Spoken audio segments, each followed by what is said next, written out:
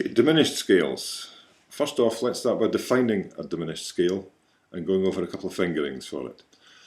A diminished scale is a symmetrical scale which comprises alternating tones and semitones.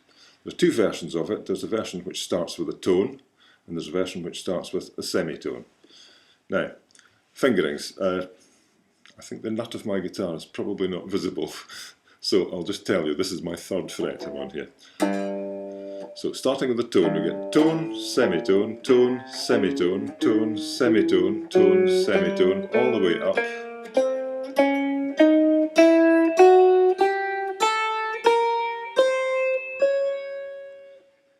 And if you wanted to start with the semitone, you would just miss out the first note.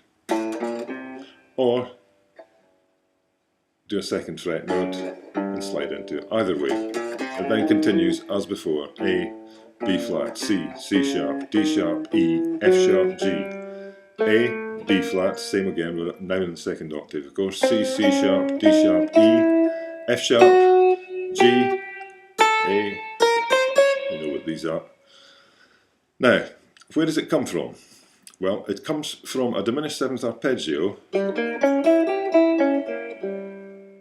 and the idea of introducing each note of that arpeggio by playing the note a semitone below it. So instead of just a simple, we get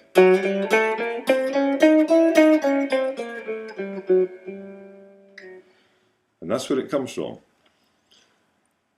Because it's symmetrical, it doesn't draw the ear in the direction of any one particular key. Now if you play, say, a standard Mixolydian mode, which would just be, in this key, it would just be a D major scale but going from A to A, and you would play it over an A seventh.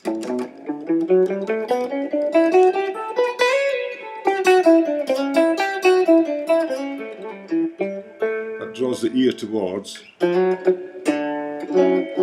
key.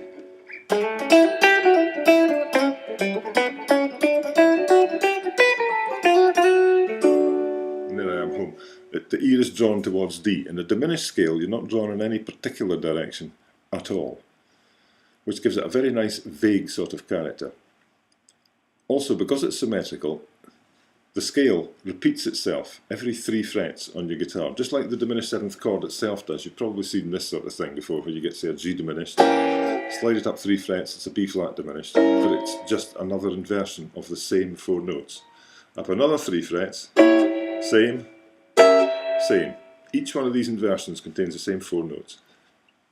And it's the same with the scales. So if you play, you move that up 3 frets and start it on C instead of A, and you get exactly the same scale. Another 3 frets and another 3 frets. So what this means is once you know your fingerings thoroughly, you can find an appropriate diminished scale just about anywhere in the fretboard without moving more than a fret in either direction. Now, where do we use it in improvising? Well, we use it in dominant sevenths. Again, there's an interesting concept here which I'll just explain and demonstrate for you concerning the chord shape itself. We're going to take this, now this is a B flat, it's B flat, E, C sharp, G. Now, that's my B flat diminished. If I then take the B flat out and replace it with an A note, we get an A seventh. In other words, a B flat diminished and an A seventh flattened ninth, because that's what the B flat would be in relation to the A. They're interchangeable in large numbers of situations. That's one of the family of chords that you would think of as A seventh altered. So the flattened ninth in the top there.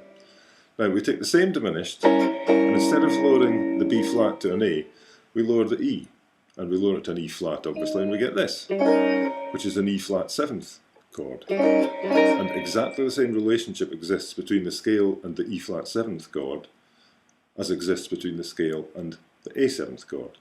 Similarly, we can lower this note on the third string and we get a C seventh. Or, going back to a diminished, we can take the lowest note, the G, lower that a semitone, and get an F sharp seventh. So the same diminished scale, A repeats every 3 frets, and B can be used, therefore, to improvise over 4 different dominant sevenths, the root notes of which are a minor third apart.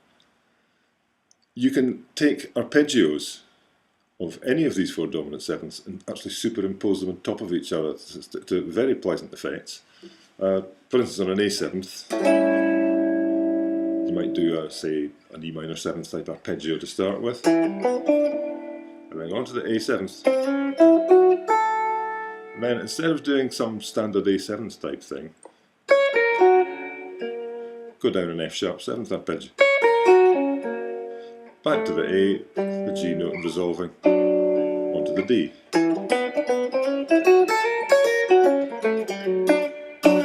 Nice sound. And you can do similar things by superimposing, in that particular instance, that was an F sharp seventh. You can also superimpose a C or an E flat and get very pleasant effects. That